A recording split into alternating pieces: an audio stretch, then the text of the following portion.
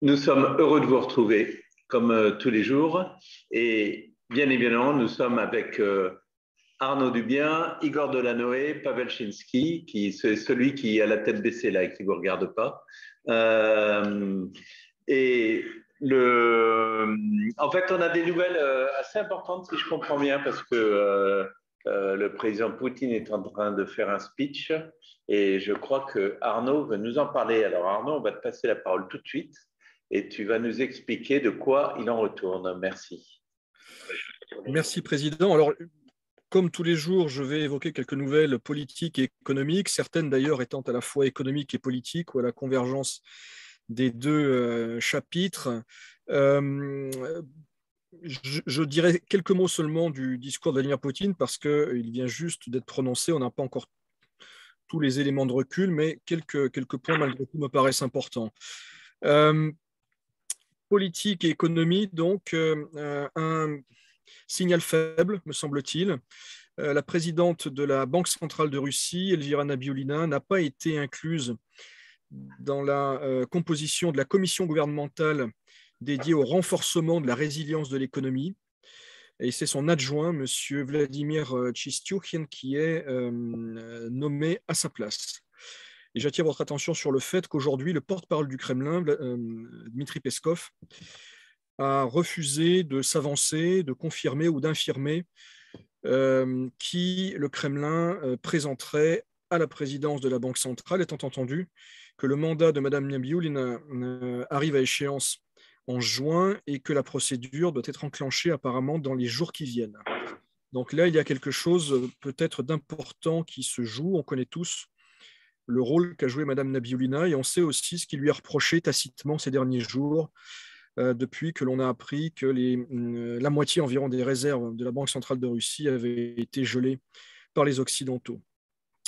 Autre déclaration politique significative, doublement significative, celle de Dmitri Rogozin, le président de Roscosmos, qui a déclaré hier, je cite, « La seule chose que nous pouvons faire en ce moment pour aider notre armée qui se bat, c'est nettoyer la 5e colonne, et cette tâche n'est pas moins importante que la vitesse à laquelle avancent nos troupes. » Je dis que c'est doublement important parce que Vladimir Poutine, dans son allocution d'il y a quelques minutes, est revenu très longuement et de façon très virulente, à peu près dans les mêmes termes que Dmitri Rogozin, sur la 5e colonne, entre guillemets, et sur le soutien ou les espoirs que fonderait l'Occident sur cette 5e colonne en Russie. Donc c'est un élément d'ambiance, si j'ose dire, important.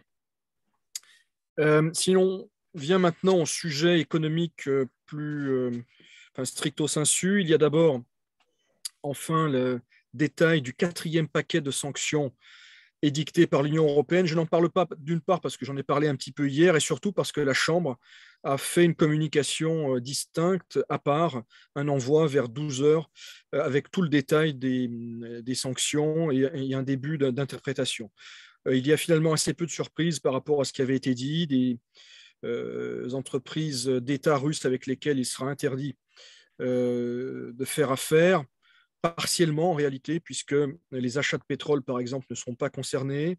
Il y a de nouvelles personnalités qui sont frappées, dont certaines plutôt inattendues. Monsieur Khoudiverdian, le patron de Yandex, par exemple. Il y a aussi Monsieur Konov, le patron de Cibourg, qui a d'ailleurs dans la foulée décidé de démissionner de son poste pour ne pas compromettre les affaires du groupe. Et puis, il y a les restrictions à l'exportation depuis l'Union européenne de biens de luxe, avec des précisions qui seront apportées dans la foulée.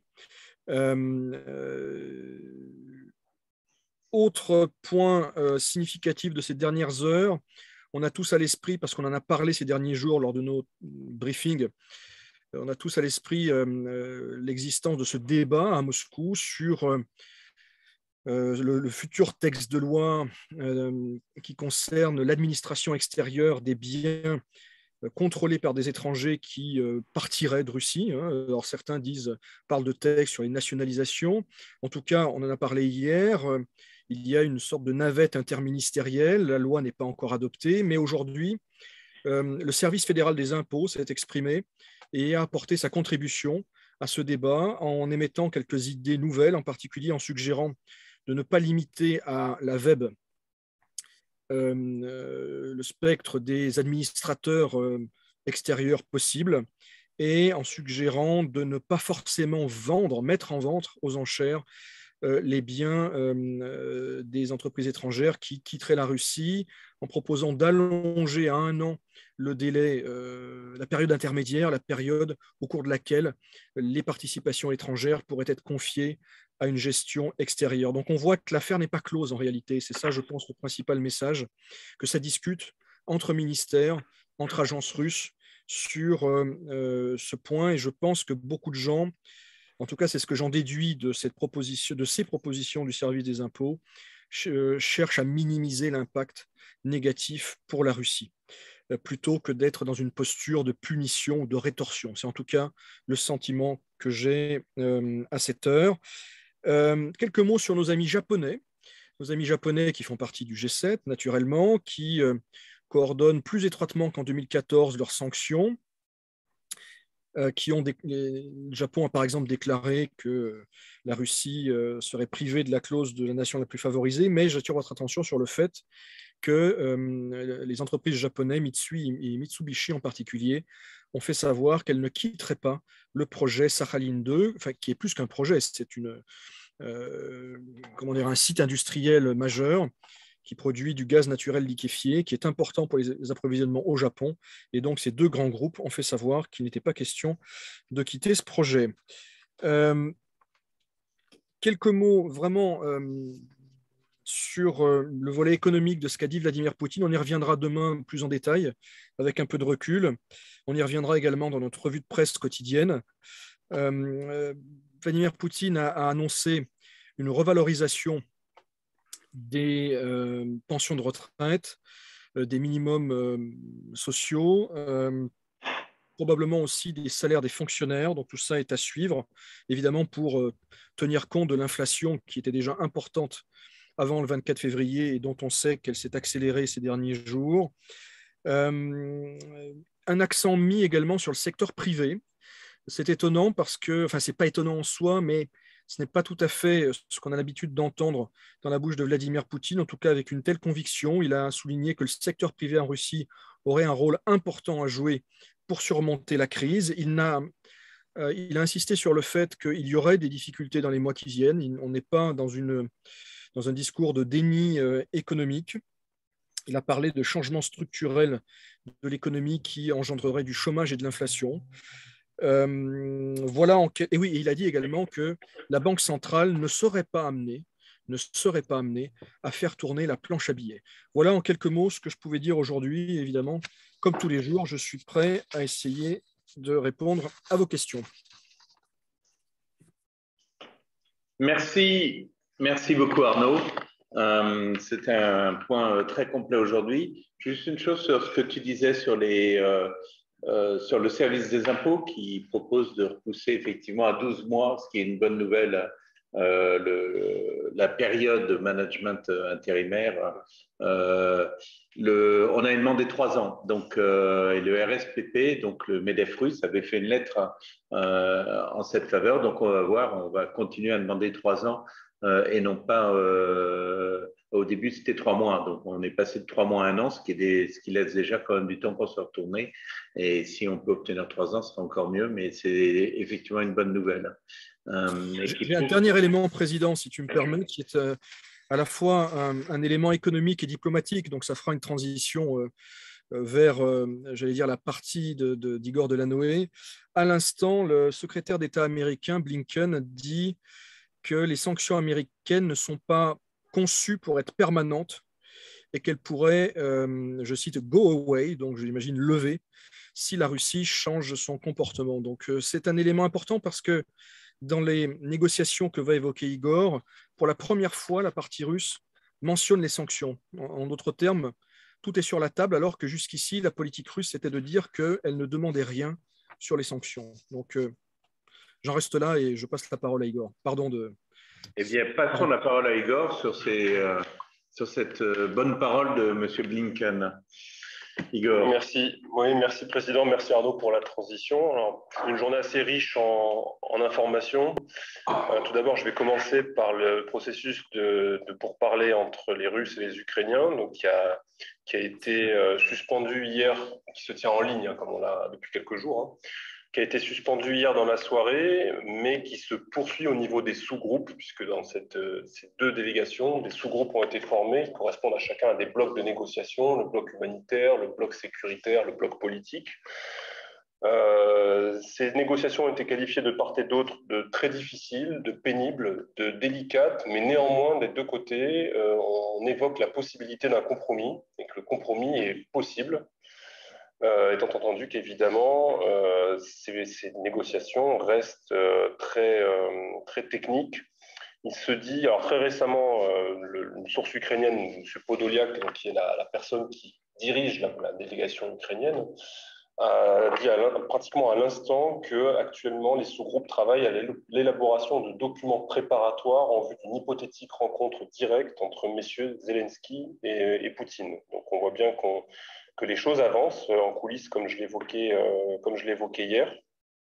À côté de ça, le président ukrainien s'est exprimé aujourd'hui en visioconférence devant le Congrès américain, où il a encore réclamé de l'assistance militaire, mais il a aussi réclamé la formation d'une zone exclusion aérienne humanitaire au sud de l'Ukraine. Autrement dit, ce ne serait pas tout le territoire ukrainien qui serait concerné par cet hypothétique et très peu probable projet d'exclusion aérienne, mais une partie de ce territoire, dans la partie occidentale, qui permettrait d'accueillir, dans la lecture qu'en font les dirigeants ukrainiens, les personnes qui sont des personnes déplacées intérieurement à l'Ukraine. Sinon, la Russie aujourd'hui s'est retirée de l'Assemblée parlementaire du Conseil de l'Europe. Ses droits avaient été suspendus par cette Assemblée le 25 février dernier. Et pour rappel, la France et le président Macron avaient activement œuvré il y a bientôt 2 ans, plus de 2 ans, à ce que la Russie revienne en fait dans cette enceinte, d'où ses droits en tout cas avaient été suspendus depuis 2014. Du côté d'Israël, dont il est occasionnellement question dans ce dossier, on a appris que les Israéliens avaient suspendu le régime sans visa avec l'Ukraine et même introduit des procédures spéciales et plus compliquées pour les ressortissants ukrainiens qui souhaiteraient rejoindre l'État hébreu. Le président Zelensky doit s'exprimer devant la Knesset dimanche prochain à 19h heure de Moscou. Là aussi, on imagine pour réclamer plus de soutien de la part de l'État hébreu. Enfin, tout à l'heure, Nikolai Patrouchev, donc le secrétaire général du Conseil de sécurité de la Fédération de Russie, s'est entretenu par téléphone avec Jacob Sullivan, qui est le conseiller à la sécurité nationale du président américain, au sujet de l'Ukraine. On n'en sait pas beaucoup plus sur le contenu des échanges téléphoniques. Alors, je voudrais revenir un peu plus sur la principale information du jour qui constitue cette allusion faite d'abord par Vladimir Medinsky, donc, qui est le chef de la délégation russe dans les négociations avec les Ukrainiens, sur le modèle suédois et autrichien de neutralité qui pourrait être appliqué à l'Ukraine. Alors, ce qui est intéressant, c'est une déclaration qui est d'abord arrivée par M. Medinsky, qui a ensuite été reprise par Dmitry Peskov, donc endossée par le Kremlin, qui a expliqué que ce serait effectivement un modèle qui pourrait faire l'objet d'un compromis. Et peu de temps après, les sources officielles ukrainiennes ont démenti cette information. Alors d'ailleurs, ce démenti est intervenu en 2 temps, puisque tout d'abord, on a eu du côté de la délégation ukrainienne un démenti assez flou, qui consistait à dire que tout ceci était très compliqué, qu'il fallait regarder juridiquement les implications, qu'il fallait regarder théoriquement ce que cela impliquait, etc. Puis dans un deuxième temps, un démenti un peu plus formel qui consistait plutôt à dire que pour l'instant c'était prématuré et qu'on était dans le temps d'essayer de chercher à faire cesser les combats et à ce que les canons se taisent et qu'ensuite on pourrait discuter de ces aspects-là. Alors c'est intéressant à plus d'un titre parce que d'abord on peut se demander si la Russie, à travers cette déclaration, ne cherchait pas plutôt à prendre la température par rapport à ce modèle de neutralité. Et d'ailleurs, ce modèle de neutralité sur lesquels je vais revenir, puisque lorsqu'on parle de l'Autriche et de la Suède et qu'on parle de neutralité, finalement, ça reviendrait du point de vue de la Russie à faire une forme de concession, puisque La Suède et l'Autriche ont des modèles de neutralité très différents et très relatifs et qui sont en tout cas très discutables. Tous les deux sont des partenaires avec l'OTAN dans le cadre du partenariat pour la paix depuis les années 90.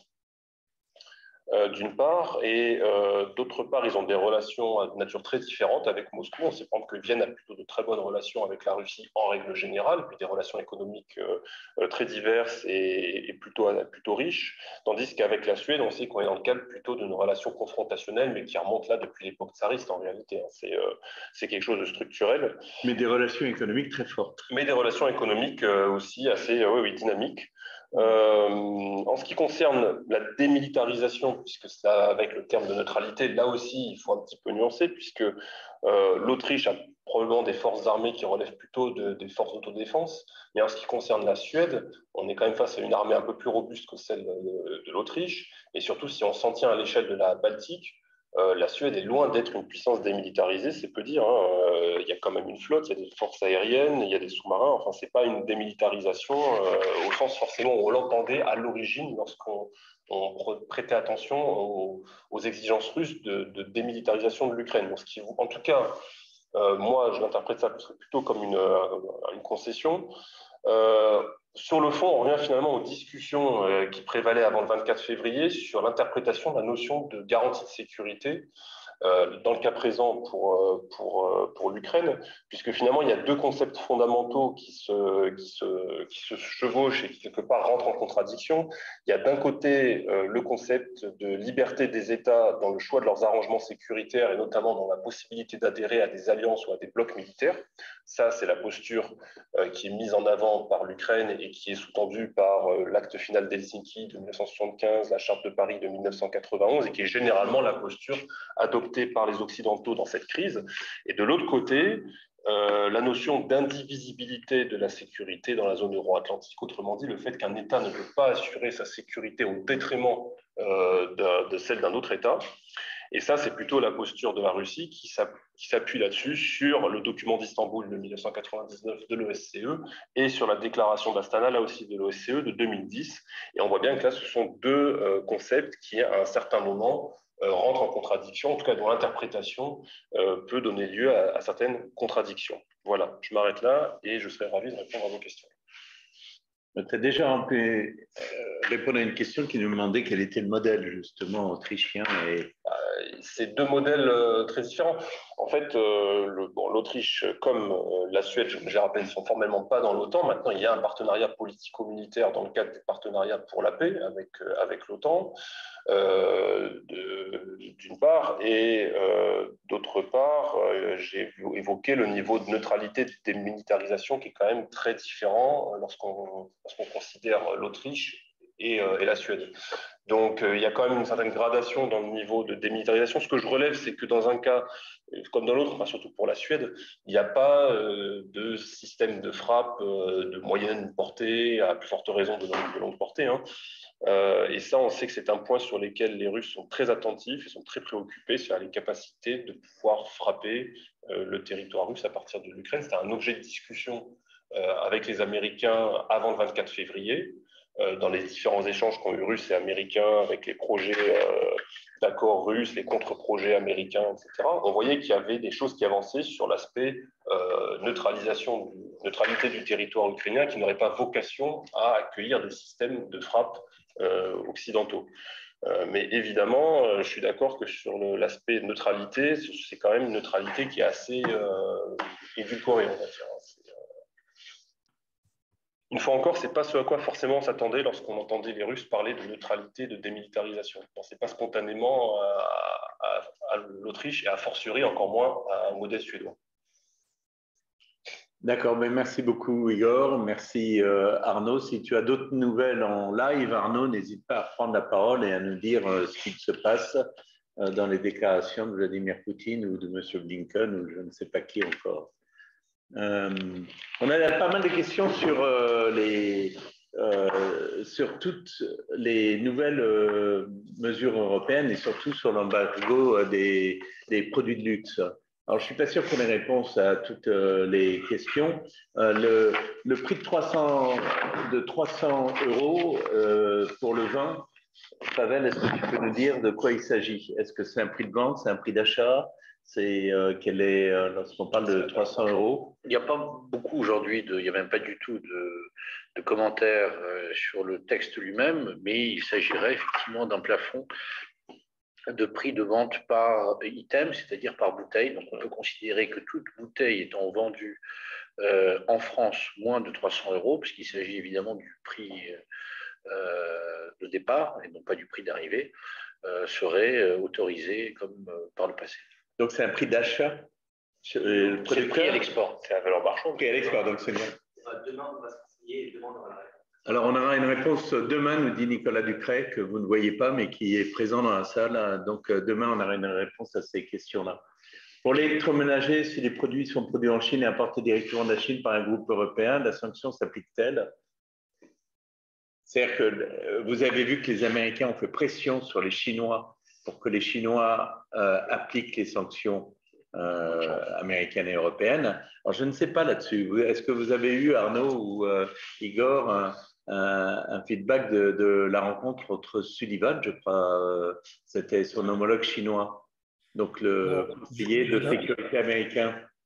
Évidemment, on n'a pas accès aux sources, directement aux sources. On en sait ce qu'on en lit dans la presse anglo-saxonne. Donc, voilà, avec toutes les réserves d'usage, il semblerait que les Américains aient la conviction que les Chinois vont aider la Russie. Voilà, en substance, ce que je retiens de la lecture des 2 ou 3 articles parus dans le Financial Times notamment et des journaux américains. Donc, il ne semble...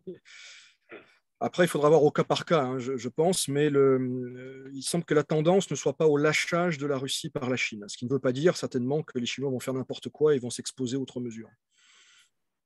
Bon. On nous promet une bouteille de champagne à celui qui donne la réponse sur les 300 €. Il faut demain amener la bouteille de champagne, on aura la réponse, n'est-ce pas, Nicolas?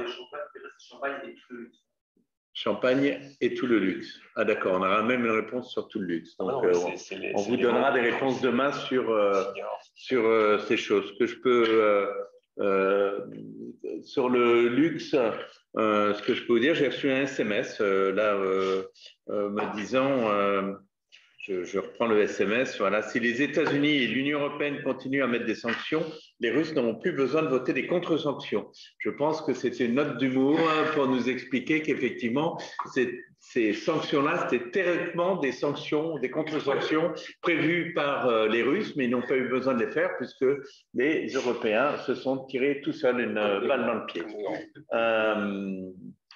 On a une question, on a une question d'abord sur le départ définitif de Publicis avec transfert de son activité à son partenaire. Oui, c'est donc pas un départ. Enfin, Publicis peut peut-être quitter la Russie, mais son partenaire reprend l'intégralité de son activité. Donc, en fait, il y aura toujours les activités de Publicis qui seront plus sous le nom de Publicis, mais qui seront toujours en Russie.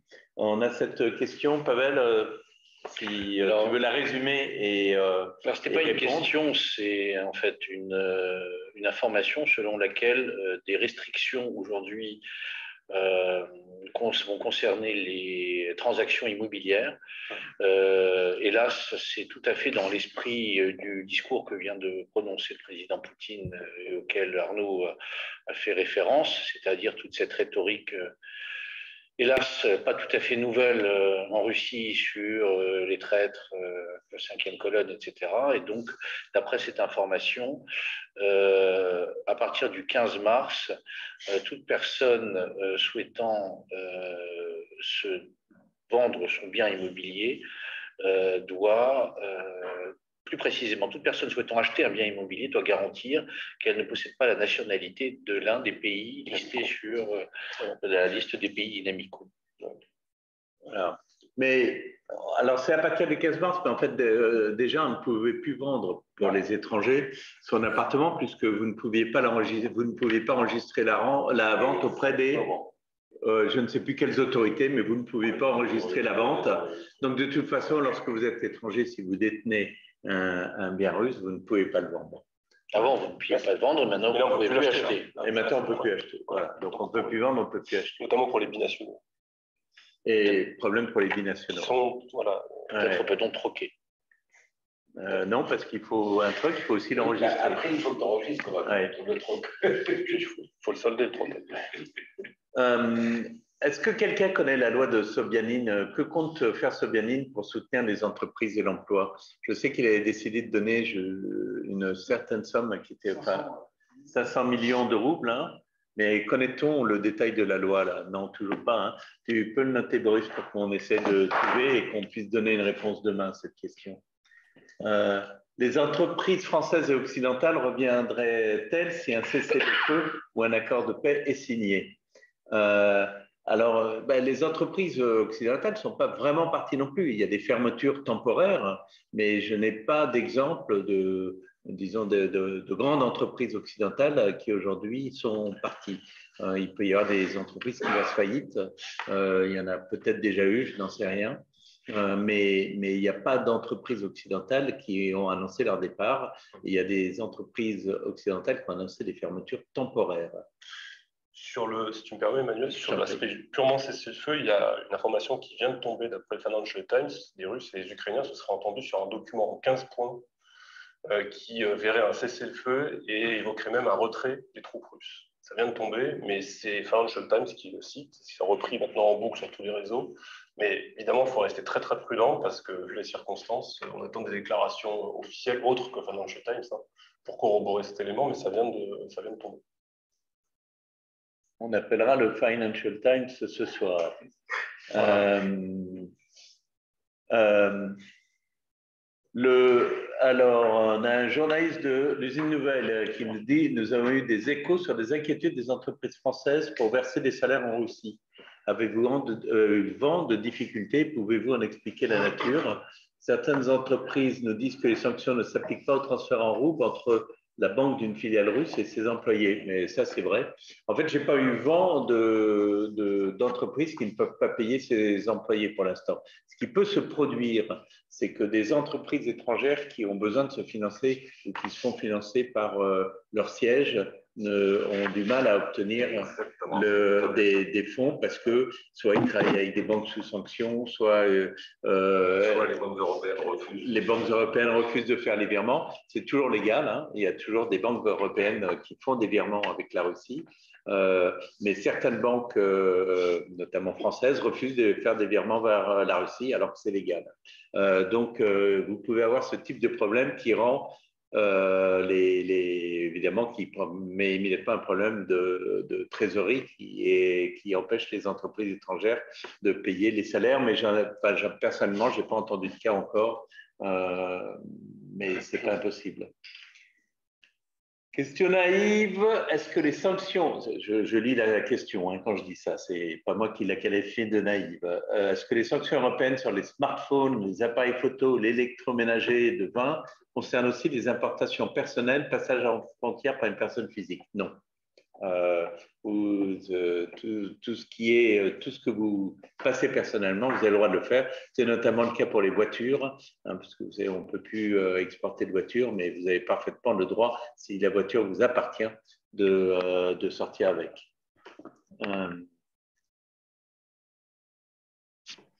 L'interdiction s'étend, alors je sais pas, l'interdiction s'étend à la vente de ces produits aux personnes physiques et morales en Russie pour une utilisation en Russie.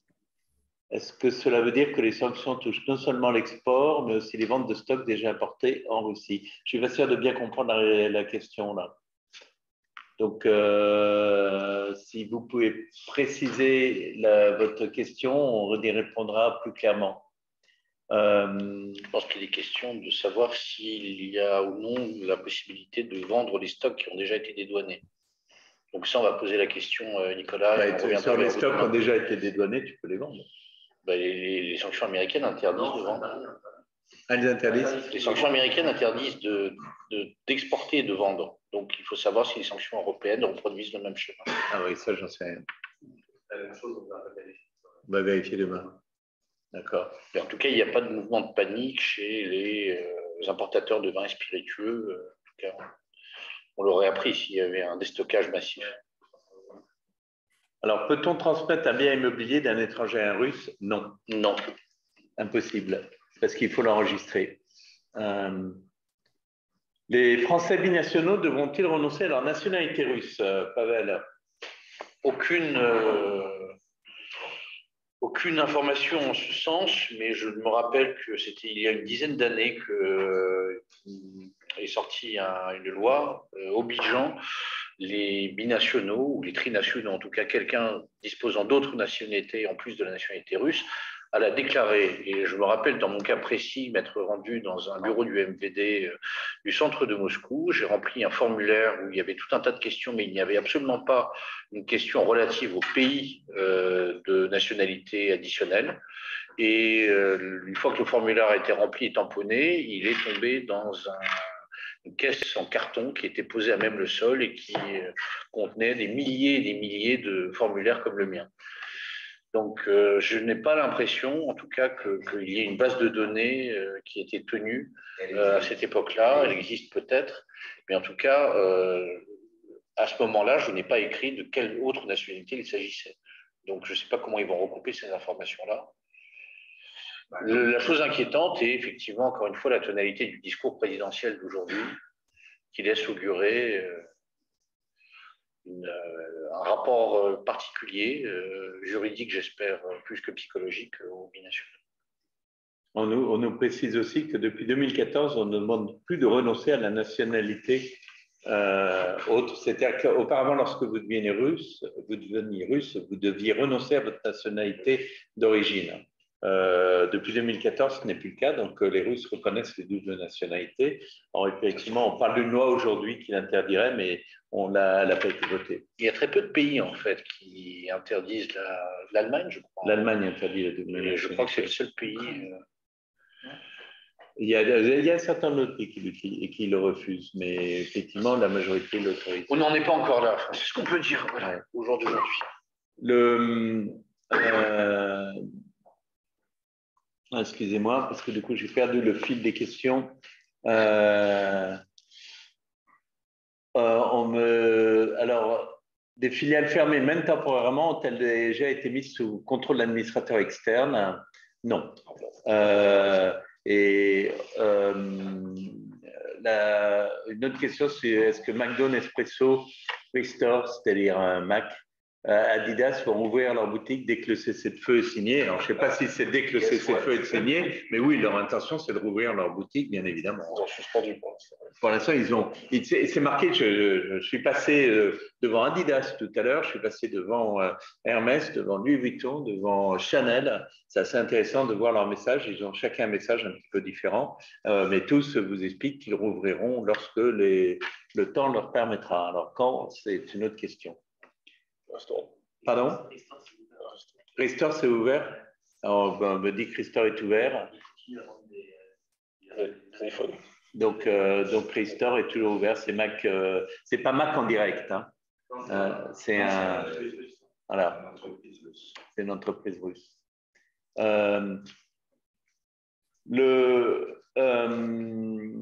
Alors. Existe-t-il des opportunités de travail et de réorientation professionnelle pour les Français qui résident en Russie? Il y a tellement de chamboulements aujourd'hui que forcément il y a un chamboulement dans le marché du travail. Vous dire quelles sont les opportunités, je ne sais pas si les opportunités sont un mot exact, mais il y a forcément des postes qui ferment et d'autres qui s'ouvrent. Voilà. Mais là, il faut vraiment voir ça avec les cabinets de recrutement.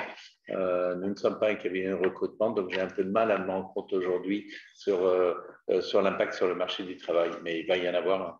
Ce que l'on craint, mais encore une fois, nous n'en sommes pas là, c'est une réduction réglementaire des pouvoirs des étrangers dans les entreprises de droit russe, parce que toute entreprise ici est une entreprise de droit russe. Est-ce que le droit de signature, toutes les responsabilités qu'un étranger pouvait de plein droit exercer jusqu'à présent sont maintenues? Ça, c'est une question qui nous inquiète tous beaucoup ici. On nous dit si les produits sous sanction ont déjà été importés, vendus, russifiés et appartiennent à l'acheteur, cela voudrait dire que les sanctions seraient rétroactives. Non, si vous avez déjà acheté un produit sous sanction, il est acheté. Hein. Donc là, il n'y a pas de problème, vous pouvez le garder et la vente n'est pas annulée. Alors, pour information, le conseiller de Joe Biden, c'est à 15h29 heure française, le conseiller de Joe Biden pour la sécurité nationale, ben voilà, c'est ce que. Alors, c'est entretenu avec Patrouchev. Ouais, c'est ce que j'ai dit. C'est ce que tu as dit. Donc, c'est ce qu'a annoncé Igor tout à l'heure.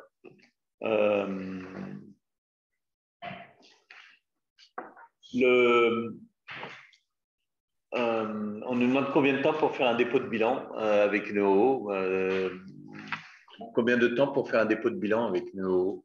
C'est long, c'est une affaire un peu difficile. C'est environ au mieux 14 mois et dans la plupart des cas, c'est un peu plus de 18.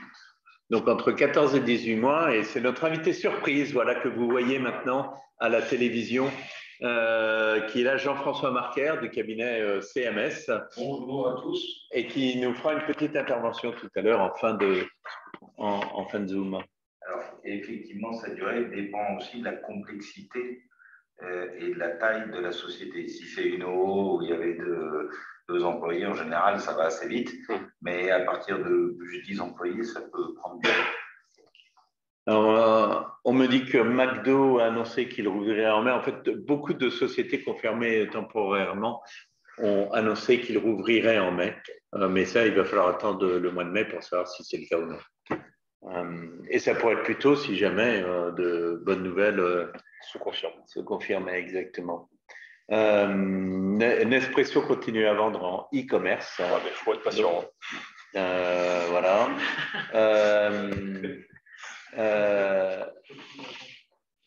On nous demande quelles sont les ventes de Coca et de Baïkal en Russie ces dernières années. Ça, je suis incapable de vous dire, mais elles sont très fortes. Enfin, Coca-Cola est très important en Russie. Je ne sais plus le nombre d'usines de Coca-Cola en Russie, mais elles sont au moins une vingtaine. Donc, voilà. Et quant à Baïkal, c'est de l'eau. C'est de l'eau, mais ça n'appartient pas à Coca-Cola, le Baïkal. Ça appartient à une société russe. C'est une société russe. Non, c'est Bonaqua pour Coca-Cola, exactement. On nous partage un lien que vous pouvez trouver d'une interview de Jack Sapir, si ça vous intéresse. On nous demande s'il y a des nouvelles sur le lycée français.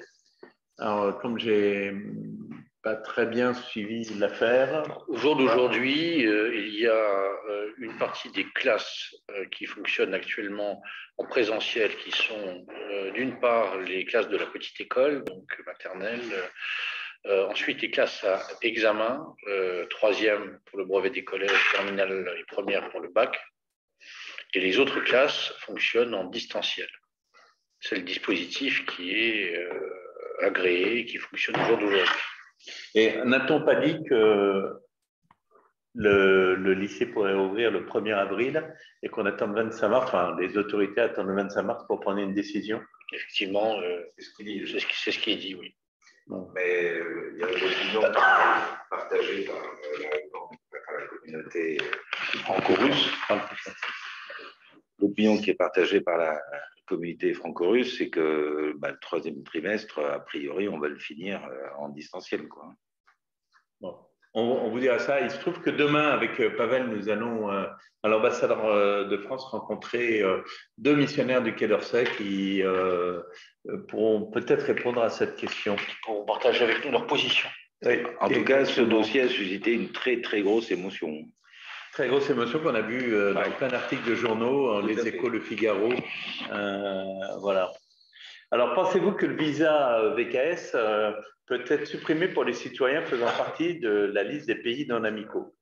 Tout est possible, mais j'y crois pas. Mais tout est possible. Mais leur objectif n'est pas de faire partir les étrangers non plus. Donc, donc ça serait. Voilà. C'est un peu incohérent.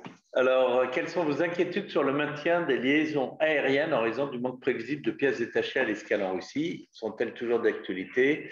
Vous aviez annoncé à terme l'arrêt des vols sur la Russie pour des raisons techniques, si telle est la bonne compréhension. Oui, vous avez raison, enfin, on l'a annoncé, on a dit que c'était un risque, mais pour l'instant, la bonne nouvelle, c'est que Aeroflot a repris ses vols vers Yerevan et vers Bakou. Donc, il y a toujours, pour les Français, du coup, une possibilité de sortir par Yerevan ou Bakou, puisque Air France a des vols sur les 2 destinations. Faut voir qu'Aeroflot, en ce moment, ils sont très pris par le rapatriement des Russes qui sont bloqués à l'étranger. Vous avez 50 000 Russes bloqués à l'étranger, Égypte, d'autres destinations, et ils sont déjà en train de faire des pieds et des mains pour essayer de les faire revenir. Et je connais des cas de situation personnels, je connais des gens, des amis qui sont en Égypte, et ça fait 4 fois qu'on leur rebook sur un vol, qu'on ne fait que repousser parce qu'ils n'ont pas assez de capacité pour les revenir, et donc ça les accapare déjà énormément, Aeroflot. Donc c'est déjà, oui, bien qu'ils aient réactivé sur Yerevan et Bakou, mais ils sont aussi très pris par ces autres obligations. Une petite précision, nous dit-on, et c'est vrai que Coca-Cola, qui a plusieurs usines, est le distributeur. En fait, c'est un bottler qui a les 80% des usines en Russie, qui s'appelle Hellenic, qui est grec, et lui n'a pas fermé. Autre précision sur les écoles, en fait, c'est un distanciel, sauf pour les classes qui ont des examens. C'est-à-dire que les premières, les terminales et la troisième. Et j'entends dire aussi pour le maternel. Parce qu'ils n'ont pas d'examen, mais on ne fait pas de distanciel pour les tout petits. Non, mais ça paraît évident. Oui, Par mais contre, je ne sais pas combien de classes sont réellement maintenues. Ça, je ne sais pas. Je ne sais pas non plus combien de classes sont maintenues pour les maternelles. On a entendu plusieurs témoignages de Français qui ont dû passer un questionnaire poussé de plusieurs heures lors de passage de frontières. Savez-vous si c'est systématique? Alors non, ce n'est pas du tout systématique, mais c'est vrai. Il y a eu un cas cette nuit et je crois avoir entendu un autre exemple. Donc, mais les 2 personnes sont rentrées. Mais ça a pris effectivement à l'une d'elles, en tout cas, plus de 3 heures pour pouvoir passer la frontière avec énormément de questions. Vous dire systématique, non. Et c'était une personne qui venait de Belgrade et la veille, un autre Français qui passait par Belgrade n'a absolument pas eu ces problèmes. Donc, c'est pas systématique, ça c'est certain. Et les raisons pour lesquelles ils l'ont fait, alors là, on ne le sait pas. Et quand on a plus d'informations là-dessus, on vous le dira. On nous dit aussi que pour les liaisons aériennes, il y a Moscou-Casablanca avec Royal Air Maroc. Ça, je connais plusieurs Français qui l'ont fait. Donc, ça passe. Alors, on dit non, classe à examen en distanciel. Donc, on a toutes les informations, j'en sais rien. Mais j'avais entendu dire par l'ambassade que les classes à examen étaient en présentiel. Mais nous, ce qu'on voit, la réalité de tous les jours, c'est que le présentiel, d'abord, il ne roule pas comme prévu, dans des conditions un peu compliquées pour les profs. D'accord. Et ce n'est pas le présentiel qu'on avait eu pendant le Covid, hein, loin s'en faut. On voit que là, ça a été fait dans l'urgence et mal fait. Bon, écoutez, je vais te faire confiance. On espère, on posera la question demain. Tu es papa, exactement. On posera la question demain au personnel du Quai d'Orsay et on verra. Alors, vous nous avez parlé de l'achat-revente des biens immobiliers interdits en Russie pour les étrangers, c'est cela. Y a-t-il un texte de loi là-dessus? Oui, bien sûr. Et cela concerne-t-il seulement les biens immo? Pour l'instant, oui.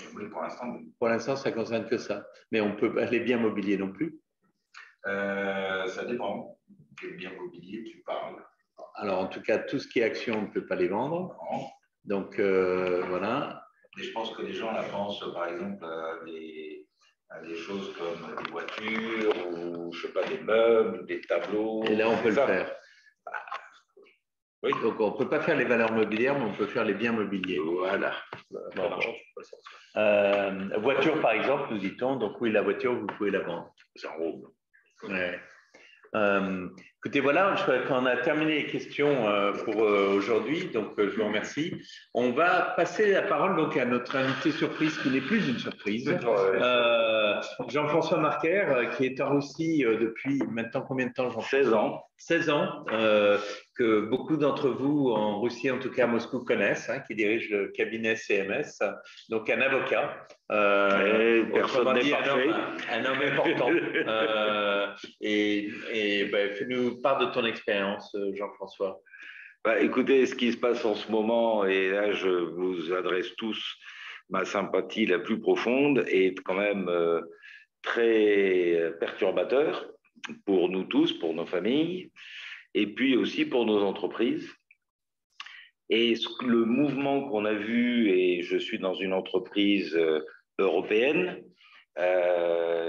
où il y a une forte présence d'anglo-saxons, on a vécu ces dernières semaines un espèce de vent médiatique absolument catastrophique.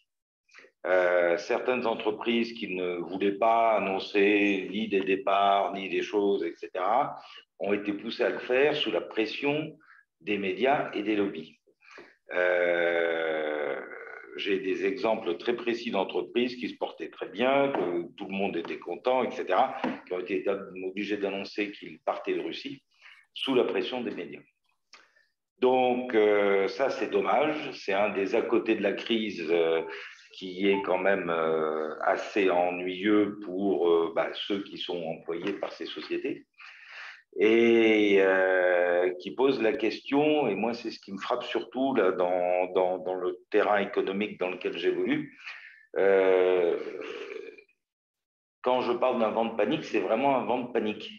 Les gens n'ont plus aucune, ou très peu, gardent leur sang-froid et gardent une vision à peu près moyen terme. Là, on est tous dans le court terme, le nez sur le guidon, et il faut tout de suite dire qu'on va fermer, ce qui ne veut pas dire qu'on le fera d'ailleurs, entre parenthèses, mais tout ça envoie des messages qui sont, je dirais, pas vraiment optimistes, c'est pour le moins, et surtout perturbateurs pour nos amis russes, qui, voyant tout ça, prennent à leur tour plein de décisions, un peu aussi dans la précipitation. On voit qu'il y a des choses qui se disent, mais qui ne sont pas encore formalisées, mais qui vont être bientôt. Étranger, pas étranger, t'es bienvenu, t'es pas bienvenu. Donc, bon, voilà, on est dans ce maelstrom, et je crois qu'il faut surtout savoir raison garder, pas paniquer si on peut, tant qu'il n'y a pas d'atteinte à votre famille ou autre, pas paniquer. Mais je crois que c'est très important de garder, si vous voulez, un espoir que les choses peuvent s'arranger. Parce que de toute façon, ça s'arrangera. D'une manière ou d'une autre, guerre, pas guerre, paix, pas paix, ça va s'arranger. Voilà, ça c'est un message important que je voulais vous passer. Parce qu'encore, je vois le dégât que ça fait autour de nous. Dans notre tour, on est dans une tour à City.